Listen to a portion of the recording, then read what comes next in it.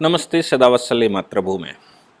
UNO Covid के विषय में यूएनओ की जो इस समय की कमेटी है, यानी कि 15 सदस्यों की जो यूएन सिक्योरिटी काउंसिल है, यूएन सिक्योरिटी काउंसिल ने एक बैठक बुलाई। इस बैठक ये हाई लेवल बैठक थी जिसमें फॉरेन सेक्रेटरीज को शामिल होना था।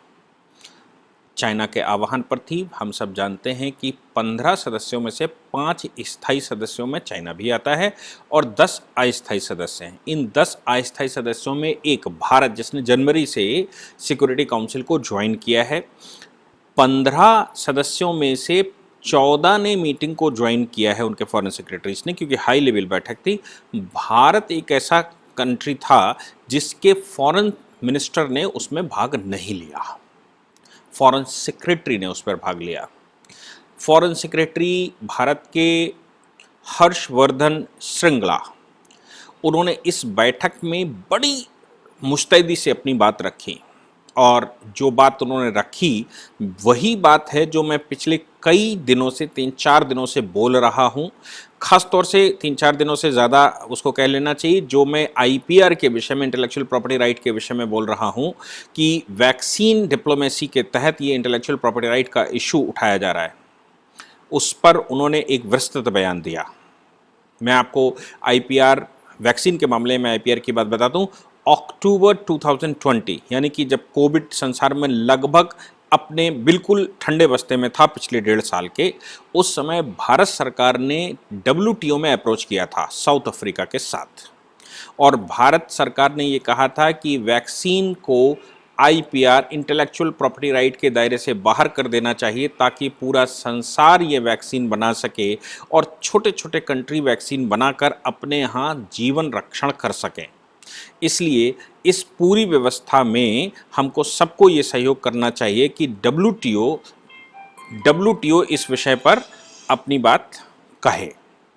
डब्ल्यूटीओ की इस बात को ध्यान में रखते हुए, डब्ल्यूटीओ में अपनी बात को ध्यान में रखते हुए जो पूरी मुहिम चलाई गई, उस मुहिम में शुरू में ट्रंप सरकार ने कुछ बयान दिए थे कि हम भारत का साथ देंगे, लेकिन बाइडन के बैठने के बाद बाइडन के ऊपर बड़ा प्रेशर बनाने की कोशिश हुई, लेकिन बाइडन ने उस विषय पर काम नहीं किया।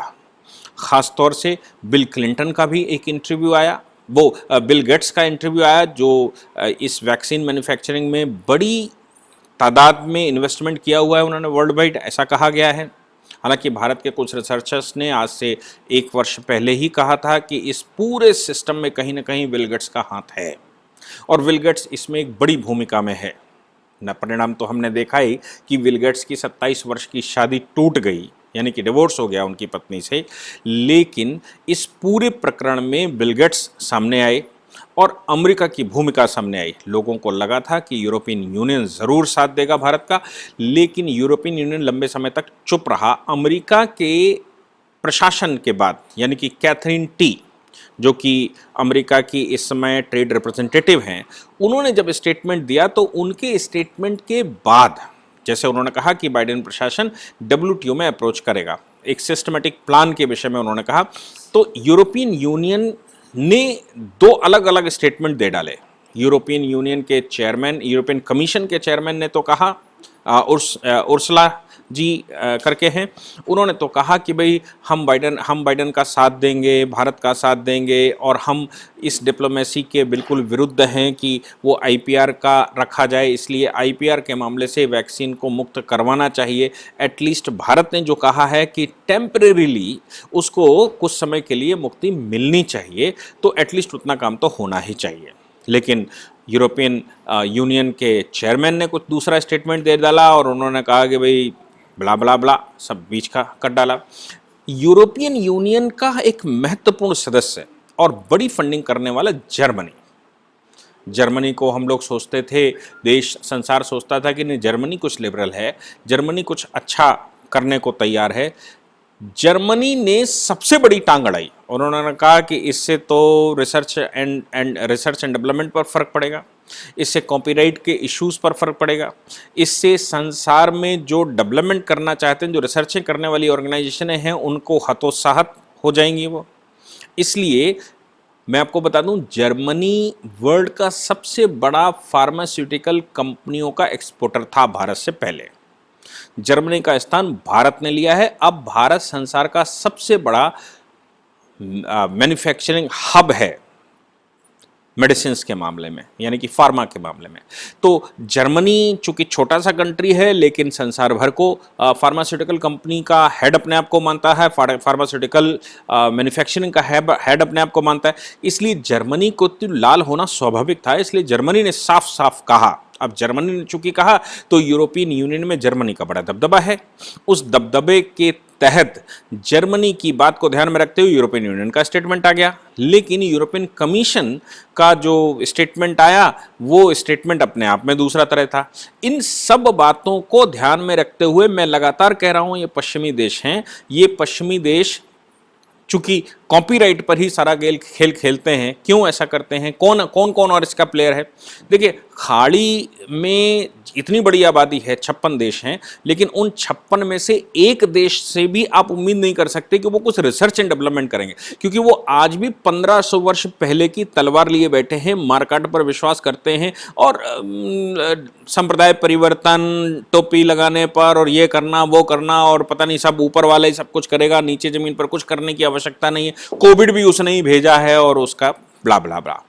इसलिए उन 56 देशों से तो कोई उम्मीद कर नहीं सकता कि वो रिसर्च एंड डेवलपमेंट भी करेंगे। हाँ, वो जरूर है कि कोई दूसरा रिसर्च एंड डेवलपमेंट करेगा तो वो खरीद लेंगे, क्योंकि उनके जमीन के अंदर तेल मिलता है, तेल दूसरे को देंगे और खरीद कर अपने पास रख लेंगे, उसका इस्तेमाल जरूर करेंगे। तब उनको अल्लाह याद नहीं आएगा, तब उनको वो मैन्युफैक्चरर याद आएंगे, वो जो डेवलपमेंट करने वाले वो याद आएंगे।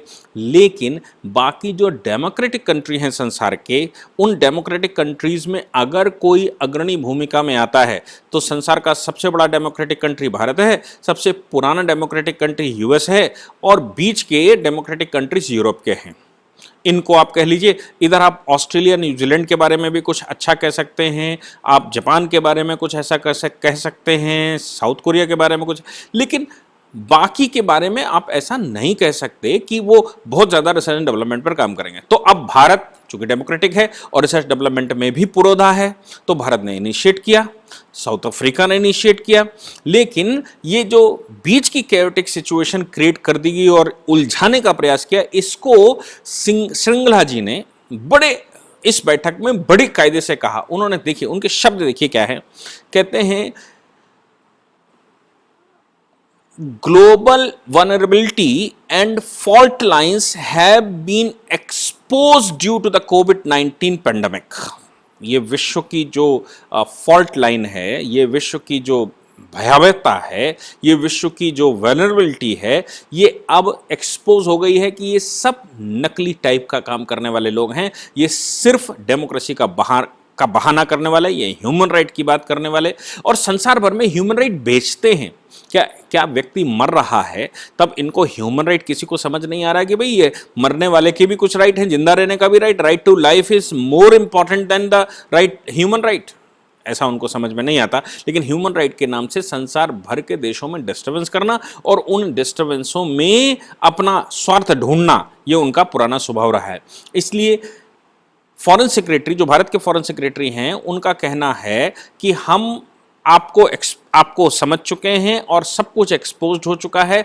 इस कोविड-19 की भयावहता के दौरान पूरे विश्व का जो नकली स्वार्थ है, जो नकली सिंपैथी है, वो सब कुछ सामने आ चुकी है। इसलिए अब इस विश्व को कैसे रखना है, इस पर भी विचार करना पड़ेगा और इसको नए सिरे से रिकंसिडर करना पड़ेगा। लेकिन एस जयशंकर जी ने उसमें न जाकर बायकॉट करके एक हार्ड लाइन और एक बड़ा मैसेज दिया है कि देखिए, विश्व के इस झूठे बहकावे में, विश्व के इस झूठे सिंपैथी में मैं आने वाला नहीं हूं। और 15 में से 14 फॉरेन सेक्रेटरी ने भाग लिया, लेकिन भारत के फॉरेन सेक्रेटरी ने उसमें भाग लेने से बायकॉट कर दिया और नहीं गए। मुझे लगता है ये संसार के लिए एक अच्छा संकेत है और ये एक अच्छी बात है कि भारत के फॉरेन सेक्रेटरी ने विश्व को एक संकेत दिया है कि आप ये नकली नकली जो सिंपैथी है उसको बंद करिए, उसको हमारे पास मत आने दीजिए, हम उस नकली सिंपैथी में नहीं आने वाले। Thank you very much.